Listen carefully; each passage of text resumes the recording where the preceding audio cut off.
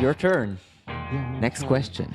Next question. We spoke about the art, composition, Uh-huh. and um, what's your image of composer today? Mm-hmm. Being composer today. It's so hard because I just thought about it the other day, like this whole idea of identity, right? Um, because for a long time, since COVID, actually, I don't really see myself as like a composer in the sense of like an identity. You know what I mean? Like I compose music, but my identity is not to be a composer. I don't know if it makes sense. Um, Because I'm the most the most idea of composer, like the word also composer, I think it's very romantic, yes, romantic time. definitely. And when we speak about composer, the like even musician, they thinking this the guy who or girl who sitting on the table and write some score, and Yes. it's very romantic And idea. writes the sounds in their head and Yeah, put it onto the paper. yeah, And yeah, yeah, yeah, yeah, yeah, yeah, yeah. yeah, yeah. For of course today it's completely different. Like I like actually most of my work with like a piece of paper is like writing texts and not music. Most of the music I do directly on the computer, right? I guess you as well. Um, so yeah, of course, like what is a composer these days? It's like it's a really good question. I think this whole question of identity, um, like I would say, especially in the West, I think we have like an identity crisis in a way. Not only for composers, for everyone. Like the whole concept of identity has been broken down. This is really something I'm thinking about recently because I'm starting to promote a book that I've written. And when you promote something on the internet, you need to find the target audience. Have you ever heard this term, target audience? Yeah. And what does it mean? You need to find people who their identities match the product you're trying to sell. And I've been thinking about that. In recent years, you have like a lot of identity politics, right? People who like make their identity into an agenda. I feel this also exists in the arts, right? Like a lot of people who identify as artists feel like they have to also take some very specific political agendas, right? If I'm an artist, I have to be, for example, I don't know, like LGBTQ friendly, right? I have to be a liberal. I have to be whatever, right? I have to be critical of institutions. Like all kinds of like stuff that like comes with the identity of an artist or a composer. If I'm a composer, I have to appreciate good music. I don't listen to pop music. I don't listen to not everyone, of course, right? But like I met a lot of composers who were like, yeah, this music, like film music, this is like low level music. This is like shit. I'm not. I don't even see it as real music. You know. So I thought about this whole concept of like um, identity politics and how we use our identities to define our agendas. And I thought about that like today in the internet because everything is advertiser based. In social media, they collect your data, um, and they collect your data in order to match the commercials that you get to the data that they have collected. They try to define your identity. So if you're a composer, you will probably be interested in commercials for audio gear, right? Like microphones or like audio interfaces or whatever, musical instruments, keyboards, and stuff like that. Or some call for scores, Exactly. competitions. Yeah. Yeah, exactly. Things that are like in this like circle. Um So I start to think about it. It's like the identity of a composer in the past, like you said, it was a very romantic thing. But today, it's a commercialized thing. Like the identity of a composer is something that is calculated by algorithms in order to sell you products. Like that's the identity of a composer these days, in a way. You know what I mean? Because like the way composition and art in general is communicated these days is through these platforms, through social media. Yeah. Yeah, if we consider like social media is like our main life, yeah, Mm-hmm. like the biggest part of our life. Mm-hmm. Really, like how much time do you spend on average on social media? Hmm, I don't know. Um, yeah, but maybe a lot, but not the most part of the day, of course. So it's not the main part of our lives in a No, way. I check sometimes because there is sometimes very if you have like if you subscribe for some useful thing like a call for scores on Yeah, competition, sometimes you can find there a very good opportunity. true. Yeah, sometimes I check it. Yeah, and yeah, but most of the messages. Yeah, you're right. It's like commercial advertisement Yeah. or bullshit. Some. Yeah. Or these like videos that like it's really insane. Like I see it sometimes on Instagram. Like you have these videos that are super viral, and it's really cool. It's like it's usually like someone doing something really cool with like a strange instrument, right? Mhm. And you think, oh, that's really cool. And then you go to their page, and all the videos are the same. It's the same thing for like thousands of videos, and it's like, whoa, it's like, what the fuck? Yeah. It's like there's nothing creative about it. Like it's like we talked before, it's like mass production. Mhm. There's nothing artistic about that. Yep. But like the algorithm, it has recognized that you're a composer and you're a musician and you'll be interested in this kind of content. And usually these people have like this really cool instrument and you see it and you think, maybe I'll buy one. Mhm. You know, so it's always like a form of a commercial. And it's in a way it's really sad that like I think identity can be like a really powerful thing.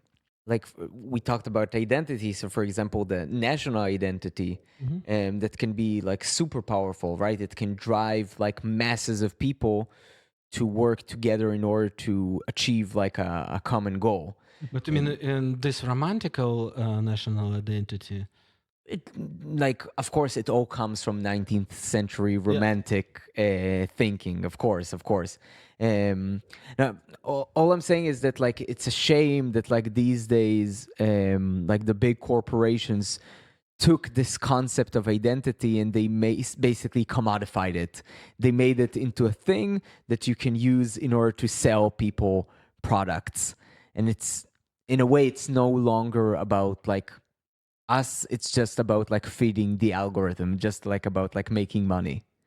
And it's a shame, and I think this is the reason we're in an identity crisis, because people who are critical about this whole system really find it hard to identify with these like solid identities of like a composer or an artist, because then you have to like take upon yourself all these things that go with this identity, and sometimes you don't want to. Like sometimes like, yeah, I'm an independent person, I have like opinions, sometimes I don't agree with like everything that is included with being a musician or being an artist.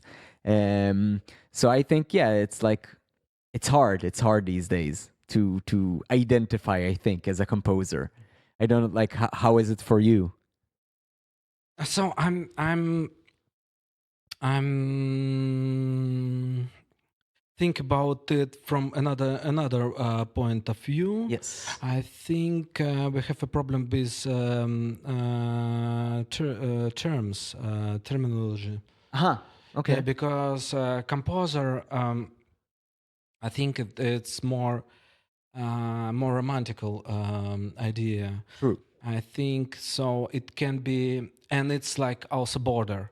We have this kind of border. For example, if we compare it with visual artists, um, so if you go to study visual artists, so you don't have like you don't need to do the picture the on the canvas with the earl. You can do also installation. You can do also you can work with video with everything. You can mix everything. But when we speak about the composer, so we image like the person who is doing the score.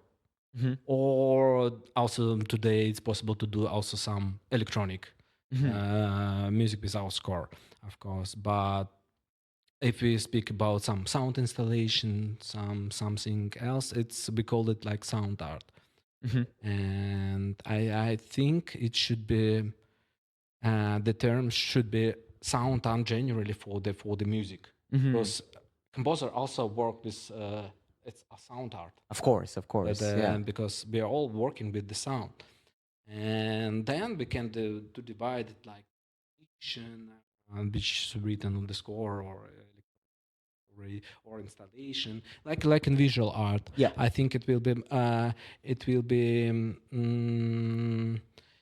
um, I would say much more healthy for the general for the sound art world, and we don't have this kind of borders like in visual art, for example.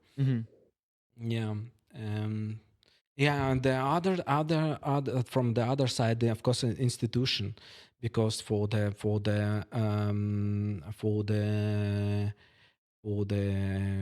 composition, we still have string quartet as you or Yes. like piano trio, or I don't know, Or symphonic or orchestra. symphonic orchestra. Yeah. Yeah. And this kind of institution, they also like yeah, I would say I would love to write music for quartet or for the orchestra, but I mean generally, like how many music was written for this kind of instrumentation?